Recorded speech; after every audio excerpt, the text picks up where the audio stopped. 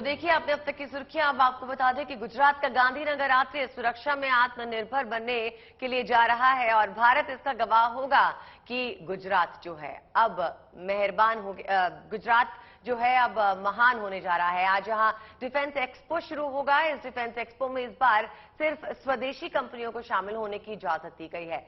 जो विदेशी कंपनियां भारत की किसी कंपनी के साथ मिलकर काम कर रही हैं, वो कंपनियां भी एक्सपो में हिस्सा ले रही हैं। 5 दिन तक चलने वाले इस प्रदर्शनी की थीम है पाथ टू प्राइड।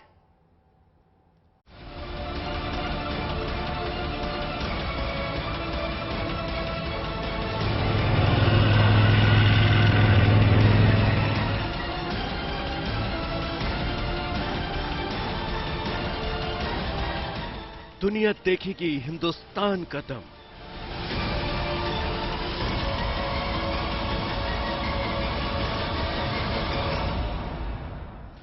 आत्मनिर्भर भारत के बढ़ते कदम।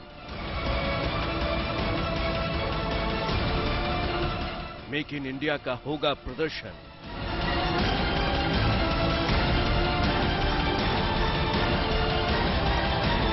डिफेंस एक्सपो में स्वदेशी का परचम।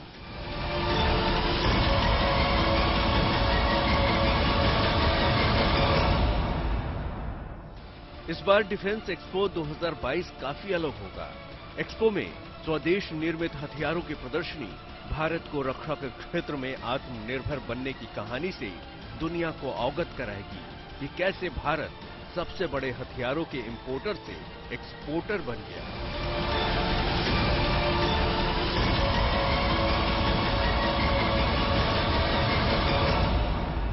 डिजाइन, डेवलपमेंट और मैन्युफैक्चरिंग में महारत हासिल करने की ओर तेजी के साथ आगे बढ़ा है। मित्रों, इस राष्ट्र ने पिछले कुछ वर्षों में आर्म्स के सबसे बड़े इंपोर्टर से एक एक्सपोर्टर तक की ट्रांसफॉर्मेशनल जर्नी तय की है। यह इस जर्नी को और अधिक गति देगा, ऐसा मेरा विश्वास है। आज से लेकर 22 अक्टूबर तक गांधीनगर में डिफेंस एक्सपो 2022 का आयोजन किया जा रहा है और डिफेंस एक्सपो के 12वें संस्करण की थीम पाथ टू प्राइड यानी गौरव का पथ रखा गया है। इस एक्सपो की थीम यानी पाथ टू प्राइड माननीय प्रधानमंत्री श्री नरेंद्र मोदी जी के आत्मनिर्भर भारत और आत्मनिर्भर रक्षा क्षेत्र के दृष्टिकोण के सर्वथा अनुरूप है। साथियों, पाथ टू प्राइड इस एक्सपो की महज एक थीम भर नहीं है, बल्कि नए भारत का यह एक विजन है। डिफेंस एक्सपो 2022 पिछले सभी डिफेंस एक्सपो की तुलना में बहुत बड़ा होगा। डिफेंस एक्सपो के लिए गुजरात के शहरों में तैयारियां करीब पूरी हो चुकी हैं। इस एक्सपो से सरकार को 1.25 लाख करोड़ रुपए से ज्यादा का निवेश मिलने की उम्मीद है। साथ ही संभावना ये भी जताई जा रही है कि हथियारों के लिए 400 से अधिक MOU पर हस्ताक्षर होंगे। अगर ऐसा होता है तो ये निवेश और MOU की संख्या पिछले एक्सपो में हुए समझौतों से 2 गुने होंगे। एक्सपो में 1320 से अधिक रक्षा कंपनियां भाग ले रही हैं और करीब 25 देशों के रक्षा मंत्री और 75 देशों के प्रतिनिधि भी शामिल हो रहे हैं। एक तरफ डिफेंस एक्सपो 2022 प्रधानमंत्री नरेंद्र मोदी के मिशन मेक इन इंडिया और आत्मनिर्भर भारत के अनुरूप होगा, तो दूसरी तरफ इस एक्सपो की कुछ खास विशेषताएं भी होंगी। HAL द्वारा स्वदेशी रूप से डिजाइन और विकसित ट्रेनर विमान एक्सपो में पहली बार प्रदर्शित किया जाएगा। गुजरात के दीसा में नव विकसित हवाई अड्डे का डिजिटल तरीके से उद्घाटन किया जाएगा और रक्षा उत्पादन के लिए 75 चुनौतियां स्टार्टअप और उद्योगों के लिए खोली जाएंगी। यही नहीं, रक्षा क्षेत्र में सरकार की बड़ी पहल का असर भी दिख रहा है। एक तरफ भारत के लड़ाकू विमान तेजस की कई देशों से डिमांड आने लगी है, तो दूसरी तरफ प्रचंड हेलीकॉप्टर ने अपनी उड़ान से दुनिया का ध्यान अपनी ओर खींचा है। टैंक, राइफल से लेकर मिसाइलों के उत्पादन ने भी भारत को आत्मनिर्भर बनाने के साथ साथ निर्यातक बनाने में बड़ी मदद की है और इसमें सबसे बड़ा सहयोग मिल रहा है पब्लिक और प्राइवेट सेक्टर का। पब्लिक और private sector, MSME, academia, startup और रिसर्च एंड डेवलपमेंट एस्टेब्लिशमेंट अपने जी जान से लगे हुए। डेफ एक्सपो 2022 का उद्देश्य डोमेस्टिक डिफेंस इंडस्ट्री की शक्ति का यह प्रदर्शन है। डिफेंस एक्सपो 2022 के 5 दिन के आयोजन के दौरान पहले 3 दिन व्यापार के लिए होंगे, जबकि 21 और 22 अक्टूबर आम जनता के लिए होगा, ताकि देश की जनता भी स्वदेशी हथियारों को देख गर्व कर सके। Bureau report, good news today.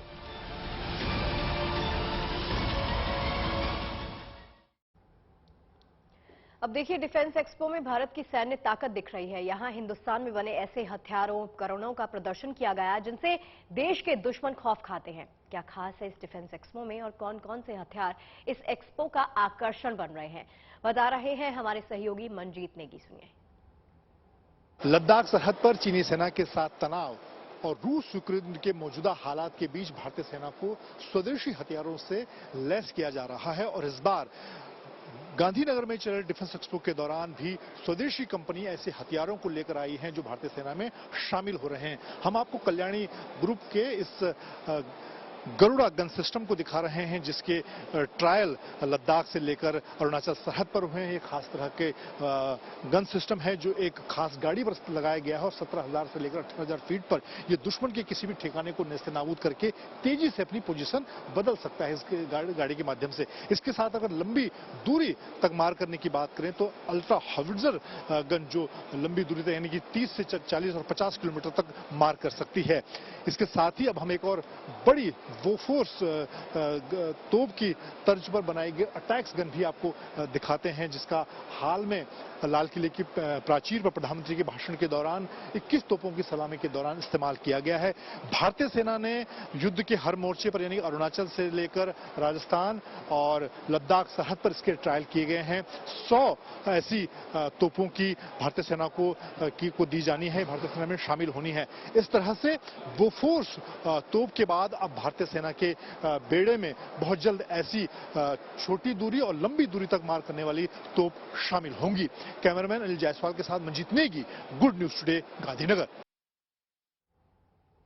और इसी डिफेंस एक्सपो में आत्मनिर्भर भारत की मिसाल ब्रह्मोस मिसाइल का प्रदर्शन भी किया गया। ब्रह्मोस ऐसी मिसाइल है जिसका इस्तेमाल तीनों सेनाओं में किया जा रहा है। अब ये मिसाइल दूसरे देशों को निर्यात भी की जाएगी।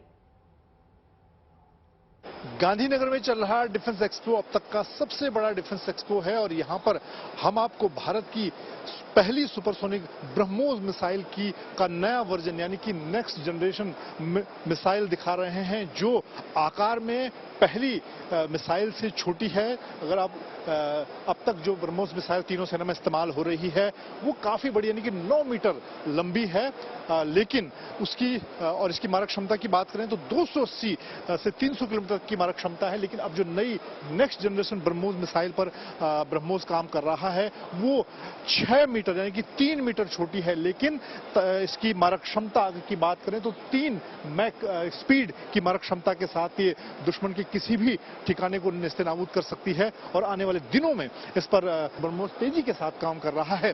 इसके साथ ही ये बहुत जल्द ही तीनों सेनाओं में शामिल होगी नई, और इसके साथ ही अगर इसकी हम बात करें तो भारत अब न सिर्फ तीनों सेनाओं को ब्रह्मोस मिसाइल दे रहा है बल्कि विदेश में भी इसको एक्सपोर्ट कर रहा है। कैमरामैन अनिल जायसवाल के साथ मंजीत नेगी, गांधीनगर। तो देखिए, सुरक्षा के क्षेत्र में तेजी के साथ आगे बढ़ रहे भारत की तस्वीर आपने देखी। अब बात करते हैं त्योहारों के मौसम की, जहां पर एक सौगात मिलने जा रही है। धनतेरस का त्योहार आने वाला है, जानते हैं आप सभी, और सोना चांदी सस्ता हो तो कहने ही क्या। तो कुछ ऐसा ही गुड न्यूज टुडे आपके लिए लेकर आया है और गुड न्यूज भी आपके लिए आई है कि सराफा बाजार में रौनक तो देखिए पहले से है, लेकिन सोना चांदी के भाव गिर जाने की वजह से व्यापारियों को उम्मीद बन गई है कि खरीदारियों की तादाद बढ़ेगी। आखिर 2 साल बाद त्योहारों को लेकर लोगों में एक्साइटमेंट बहुत ज्यादा है।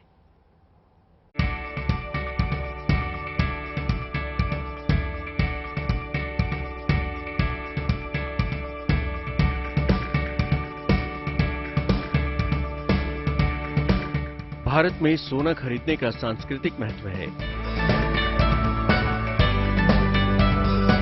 सोने को समृद्धि का कारक माना जाता है और इसलिए लोग कीमत से बेपरवाह होकर सोना खरीदते हैं।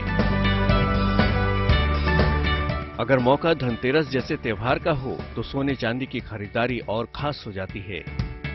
इस साल धनतेरस का त्योहार 23 अक्टूबर 2022 को मनाया जाएगा।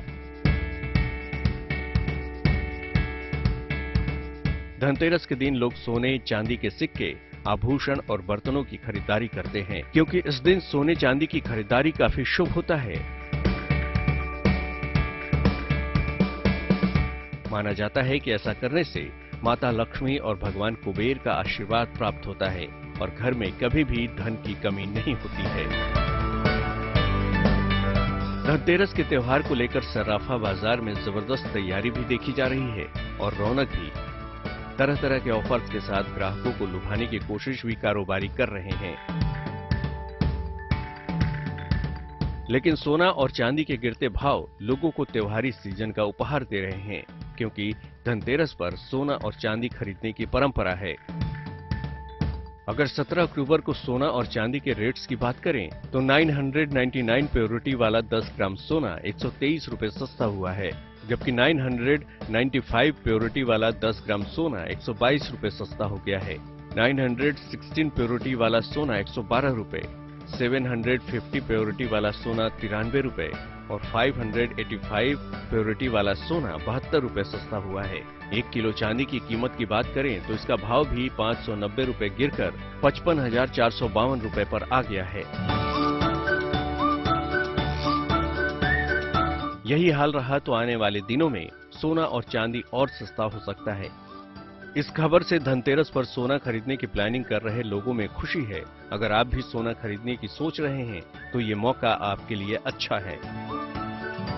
Bureau report, good news today. इस दिवाली पर भी प्रधानमंत्री नरेंद्र मोदी खुद की बनाई एक रवायत को पूरी शिद्दत से निभाएंगे। प्रधानमंत्री दिवाली पर किसी सरहदी पोस्ट पर जवानों के बीच उनके साथ होंगे। प्रधानमंत्री की तरफ से जवानों को मिठाई खिलाई जाएगी। दिवाली से पहले पीएम का 2 दिन का आध्यात्मिक दौरा भी होगा, जिसमें वो बाबा केदारनाथ और बद्रीनाथ धाम जाएंगे।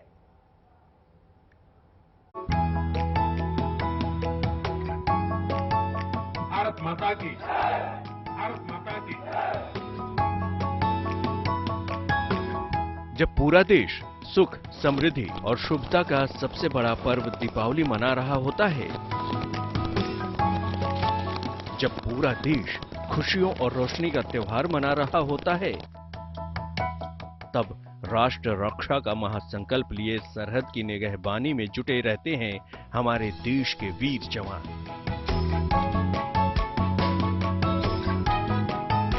सीमा पर सुरक्षा में जुटे जवानों की दिवाली सूनी ना हो, वीर सपूतों की खुशी में कोई कमी ना हो, इसका पूरा ध्यान रखते हैं देश के प्रधानमंत्री नरेंद्र मोदी।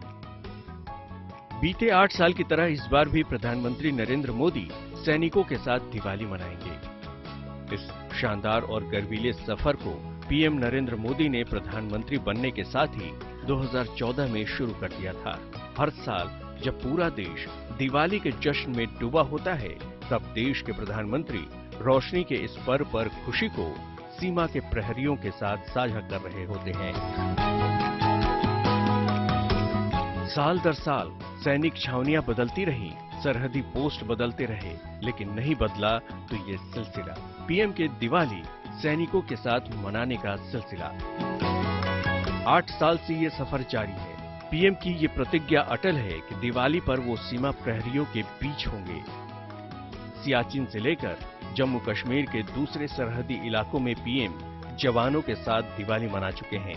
राजस्थान के रेगिस्तान से लेकर उत्तराखंड में भी वो ऐसा कर चुके हैं और इस बार भी ऐलान हो चुका है कि पीएम जवानों के बीच ही इस बार की दिवाली मनाएंगे। 2014 में देश की कमान संभालने के बाद पहली दिवाली उन्होंने सियाचिन में मनाई। 2015 में अमृतसर के नजदीक खासा में पीएम पहुंचे थे। 2016 में पीएम हिमाचल गए थे और चीन बॉर्डर के करीब जवानों के साथ दिवाली की खुशी साझा की थी। 2017 में पीएम के इस सफर की मंजिल गुरेज बना। 2018 में पीएम ने हर्षिल में आईटीबीपी जवानों के साथ दिवाली मनाई और 2019 में राजौरी में। 2020 की दिवाली भी खास थी। पीएम राजस्थान के जैसलमेर में थे। बीते साल 2021 में पीएम ने दिवाली नौशेरा में जवानों के साथ मनाई थी। दिवाली के पहले के 2 दिन भी पीएम के लिए खास होंगे। बाबा केदार के धाम में उनका नाता नया नहीं है। मोदी कई बार केदार के धाम में शीश नवा चुके हैं। इस बार भी उनका इसी तरह का धार्मिक दौरा होगा और पीएम केदारनाथ और बद्रीनाथ जाएंगे। 21 अक्टूबर को पीएम केदारनाथ जाएंगे और पूजा के बाद विकास परियोजनाओं का जायजा लेंगे। पीएम बाबा केदार का दर्शन करने के बाद उसी दिन बद्रीनाथ जाएंगे। रात वहां रुकने के बाद अगले दिन यानी 22 अक्टूबर को बद्रीनाथ का दर्शन करेंगे। त्योहार से पहले ईश्वर की भक्ति और त्योहार के दिन देशभक्ति को सलाम। पीएम मोदी का यही अंदाज उन्हें खास बनाता है। प्रधानमंत्री का यही अंदाज जवानों में जोश भरने का काम करता है। दिवाली के दिन प्रधानमंत्री का जवान के बीच जाकर इस तरह से मिठाई बांटना, उन्हें मिठाई खिलाना एक ऐसा रिवाज बन गया है जिसके बिना अब भारत में दिवाली पूरी नहीं होती। Bureau report, good news today. देखिए, हमारे देश की परंपरा है अतिथि देवो भव, यानी मेहमान भगवान के समान होते हैं। अब तमिलनाडु के कुछ गांवों में दिवाली पर भी इसका विशेष ख्याल रखा जाता है। मेहमानों को कोई किसी प्रकार की दिक्कत ना हो, इसीलिए लोग वहां दिवाली पर पटाखे नहीं जलाते। आखिर ये खास मेहमान कौन है, आप भी जान लीजिए इस रिपोर्ट के जरिए।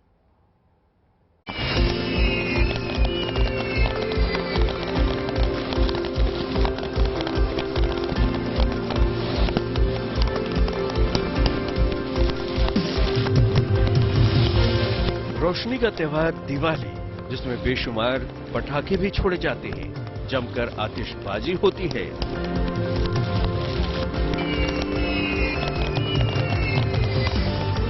पर्यावरण और प्रदूषण का ख्याल रखते हुए कई राज्यों में पटाखे जलाने पर रोक लगाना जरूरी समझा गया। तो देश के कुछ ऐसे हिस्से भी हैं जहां लोग खुद ही दिवाली पर पटाखे छोड़ने से बचते हैं। वो बिना पटाखों के दिवाली सिर्फ और सिर्फ खास मेहमानों की वजह से मनाते हैं। और ये मेहमान और कोई नहीं बल्कि ये प्यारे प्यारे पक्षी हैं।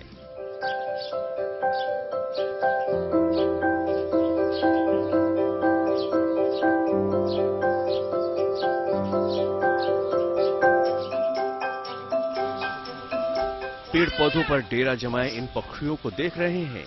ये प्रवासी पक्षी हैं, यानी यहाँ के मेहमान हैं। और इन मेहमानों की वजह से ही तमिलनाडु के कुछ गांवों में लोग दिवाली पर पटाखे नहीं छोड़ते हैं। ऐसा इसलिए किया जाता है ताकि ये पक्षी पटाखों की आवाज से डरे नहीं।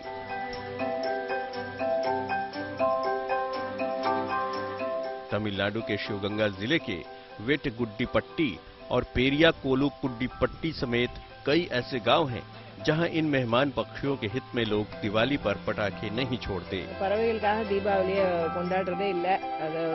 जो गांव वेटगुड्डी पक्षी अभयारण्य के करीब है, वहां लोग पटाखों से परहेज करते हैं।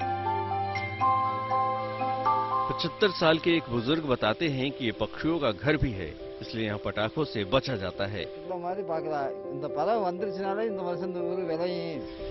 जाहिर है ये पक्षी यहाँ के मेहमान हैं, और मेहमानों को कोई भला परेशान करता है क्या, या उन्हें नुकसान पहुंचाता है? यही वजह है कि इन पक्षियों का यहाँ बेहद सम्मान किया जाता है, और उसी के चलते यहाँ पटाखों के शोर लोग नहीं होने देते। Bureau report, good news today. UP में सरकारी कर्मचारियों और पेंशनर्स को दिवाली का तोहफा मिला है। मुख्यमंत्री योगी आदित्यनाथ ने इनके लिए डीए बढ़ाने का ऐलान किया है। कर्मचारियों को दिवाली का बोनस भी मिलेगा, यानी कर्मचारियों की दिवाली गिफ्ट की दिवाली बन गई।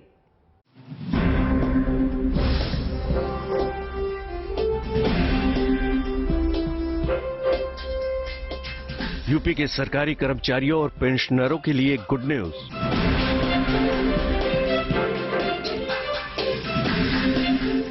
मुख्यमंत्री योगी आदित्यनाथ ने दिया दिवाली का बड़ा तोहफा।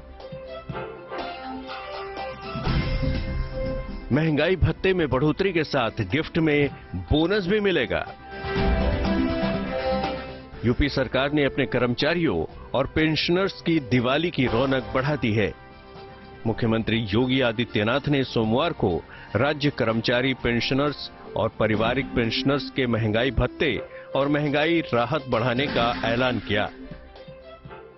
कर्मचारियों और पेंशनर्स के महंगाई भत्ते और महंगाई राहत में 4% की बढ़ोतरी की गई। पहले 34% महंगाई भत्ता मिलता था, जिसे बढ़ाकर अब 38% कर दिया गया। ये बढ़ोतरी 1 जुलाई 2022 से लागू की जाएगी, यानी पिछले 3 महीने का एरियर भी दिया जाएगा। इसके अलावा दिवाली पर कर्मचारियों को 6,908 रुपए का बोनस भी मिलेगा। मुख्यमंत्री योगी आदित्यनाथ ने ट्वीट के जरिए इसकी जानकारी देते हुए इसकी बधाई दी है। केंद्र सरकार ने हाल ही में डीए में 4% की बढ़ोतरी की थी, जिसके बाद यूपी सरकार ने भी इसका फैसला लिया है। इसके साथ ही मुख्यमंत्री योगी आदित्यनाथ ने बोनस का ऐलान कर कर्मचारियों की बल्ले बल्ले कर दी है। केंद्र सरकार के दर के हिसाब से ही राज्य के कर्मचारियों को भी बोनस देने का फैसला किया गया है। यूपी में करीब 14,82,000 कर्मचारी बोनस के दायरे में आते हैं, जिन्हें 30 दिन की सैलरी के बराबर बोनस मिलेगा। Bureau report, good news today. चलिए अब बात जरा नौकरियों की कर लेते हैं। आने वाले दिनों में देश के नौजवानों को बड़ी गुड न्यूज मिल सकती है, क्योंकि केंद्र सरकार ने बड़े पैमाने पर भर्ती का प्लान बनाया है और आने वाले दिनों में कई नौकरियों के विज्ञापन नजर आने वाले हैं। उम्मीद यही की जा रही है कि 2023 के अगस्त-सितंबर तक ये पूरी प्रक्रिया पूरी हो जाएगी।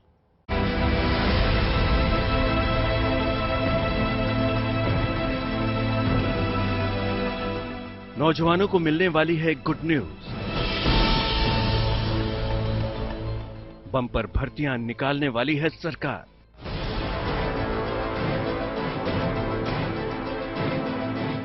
बेरोजगारी पर वार के लिए बड़ी पहल। विपक्ष का दबाव कहें या केंद्र सरकार की चिंता, अब सरकार ने बेरोजगारी दूर करने के लिए बड़ा प्लान बनाया है, ताकि आने वाले वक्त में खाली पड़े हर स्तर के सरकारी पदों को भरा जाए। इसके लिए सरकार ने सार्वजनिक क्षेत्र के सभी उपक्रमों यानी पीएसयू से खाली पड़े पदों का आंकड़ा मांगा है और साथ ही उन पदों को भरने के लिए रूपरेखा तैयार करने को कहा है। सूत्रों के हवाले से खबर है कि सरकार ने निचले स्तर से लेकर वरिष्ठ स्तर पर खाली पड़े सभी पदों के संबंध में पीएसयू से जानकारी मांगी है और संभावना है कि खाली पड़े सभी पदों को अगले साल अगस्त-सितंबर तक भर लिया जाएगा। चूंकि सरकारी नौकरियों में उम्मीदवारों का चयन कई चरणों की परीक्षा के बाद होता है, इसलिए इसमें समय लगता है। इसलिए अगर 2023 के अगस्त-सितंबर तक चयन की प्रक्रिया संपन्न हो जाती है, तो इससे सरकार की गंभीरता को समझा जा सकता है। अगर सार्वजनिक क्षेत्र के उपक्रमों यानी पीएसयू की बात की जाए, तो वित्त वर्ष 2020 और 21 के अंत में 255 केंद्रीय सार्वजनिक उद्यम काम कर रहे थे। इनमें से 177 केंद्रीय सार्वजनिक उद्यम लाभ में चल रहे थे और वित्त वर्ष 2020 और 21 के दौरान इन्होंने कुल 1,89,000 करोड़ रुपए का लाभ कमाया था। वित्त मंत्रालय ने पिछले महीने इन संस्थाओं में रोजगार की स्थिति और उनकी मासिक भर्ती योजना की समीक्षा करने के लिए सार्वजनिक क्षेत्र के बैंकों और वित्तीय संस्थानों के प्रमुखों के साथ एक बैठक की थी, जिसके परिणाम स्वरूप सार्वजनिक क्षेत्र के कई बैंकों ने भर्ती की प्रक्रिया शुरू भी कर दी है। देश के सबसे बड़े बैंक एसबीआई ने हाल ही में 1,673 प्रोबेशनरी अफसरों की भर्ती के लिए विज्ञापन जारी किए हैं। सार्वजनिक क्षेत्र के बैंकों के कर्मचारियों की संख्या वित्त वर्ष 2012-13 में 8,86,000 पर पहुंच गई थी, लेकिन वर्ष 2020-21 तक ये संख्या घटकर 7,80,000 तक रह गई है। बेरोजगारी को लेकर विपक्ष के हमलावर तेवरों को देखते हुए प्रधानमंत्री नरेंद्र मोदी ने पिछले जून में विभिन्न सरकारी संस्थानों और मंत्रालयों से कहा था कि उन्हें अगले 1.5 साल में 10 लाख भर्तियां करने के लिए मिशन मोड में काम करना होगा। Bureau report, good news today. आपको ले चलते हैं फूलों की ऐसी दुनिया में जिसकी खूबसूरती में आप खो जाएंगे। बड़े बड़े गेंदे की तरह दिखने वाले ये फूल जितने खूबसूरत हैं, उतने ही दिलकश भी। मेक्सिको में इन मैरीगोल्ड फूलों की अच्छी खासी खेती की जाती है। फूल की पैदावार करने वाले किसानों की कमाई का एक बड़ा जरिया है ये मैरीगोल्ड। मेक्सिको में मैरीगोल्ड या सेम्पासुचिल को मृतकों के फूल के रूप में जाना जाता है। मेक्सिको सिटी में डे ऑफ डेड फ्लावर की काफी डिमांड है और माना जाता है कि मैरीगोल्ड की गंध मृतकों की आत्माओं को आकर्षित करती है और उन्हें जीवित भूमि में वापस लाती है। अब जबकि मेक्सिको में day of the death celebration करीब आ रहा है, तो फूल उत्पादकों को अच्छी कमाई की उम्मीद जगी है, क्योंकि कम से कम 1 या 2 गेंदे के पौधों को लोग खरीदते जरूर हैं।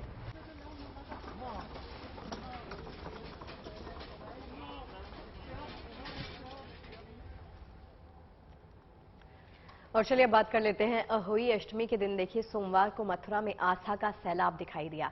संतान की कामना के लिए सैकड़ों हजारों की तादाद में श्रद्धालु मथुरा के राधा कुंड में स्नान ध्यान के लिए इकट्ठा हुए। वैसे तो देखिए, कार्तिक मास के कृष्ण पक्ष की अष्टमी तिथि को माताएं अपनी संतान की लंबी आयु और उज्जवल भविष्य के लिए व्रत रखती हैं, लेकिन जो दंपत्ति संतान की कामना रखते हैं उनके लिए राधा कुंड खास मायने रखता है। माना जाता है कि माताओं की सूनी गोद राधा रानी के दरबार में आकर भर जाती है। राधे श्री राधे राधे राधे प्रिया प्रिया।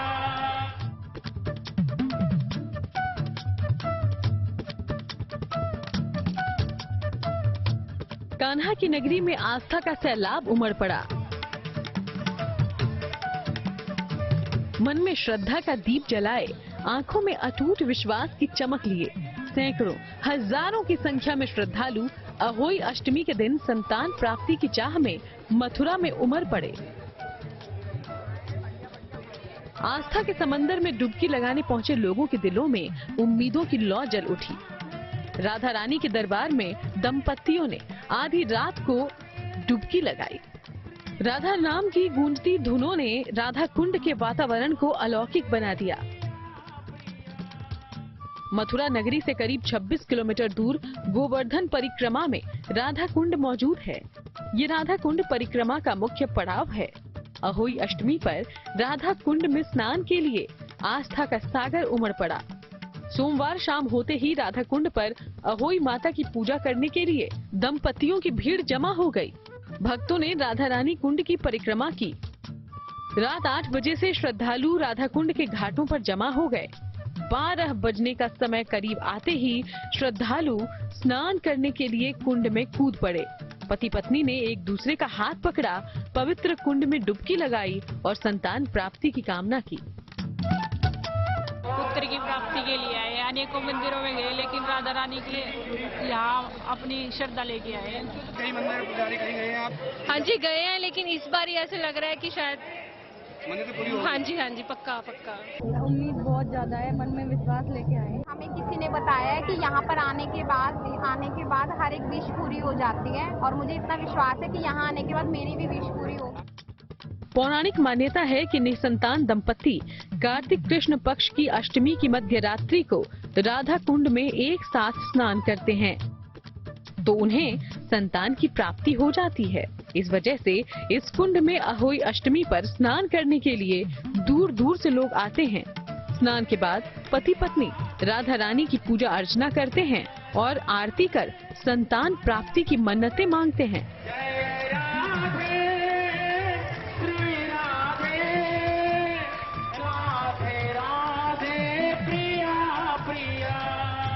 मथुरा से मदन गोपाल शर्मा के साथ bureau report, good news today. देखिए, देश के अलग अलग पहाड़ी इलाकों में हुई बर्फबारी की शानदार तस्वीरें सामने आई हैं। रुक करते हैं उत्तराखंड का। बद्रीनाथ धाम के दर्शन करने पहुंचे श्रद्धालुओं का स्वागत कुदरत ने बर्फबारी के साथ किया है। देखिए तस्वीरें।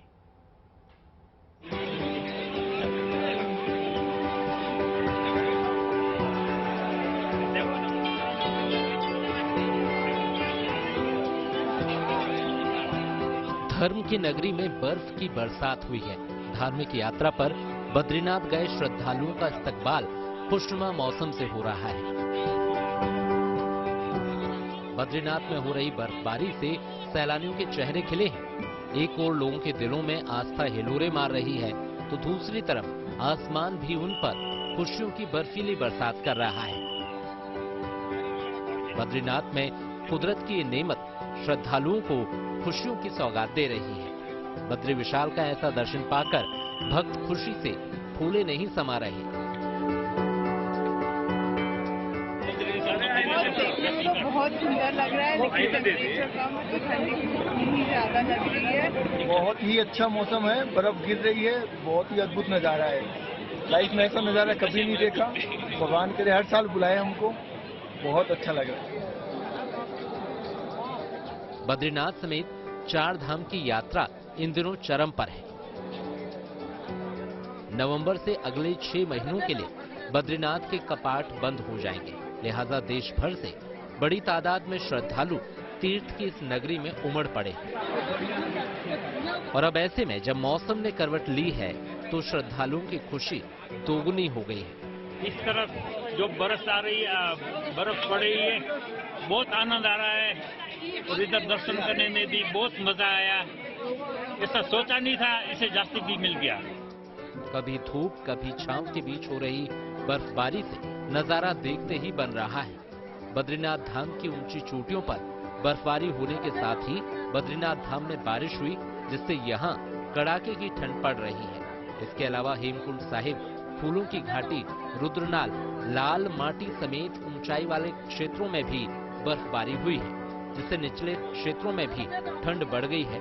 लेकिन ये खुशनुमा ठंड बद्रीनाथ पहुंचे लोगों को खूब भा रही है। Kamal Nayan Silodi, Joshimath, good news today.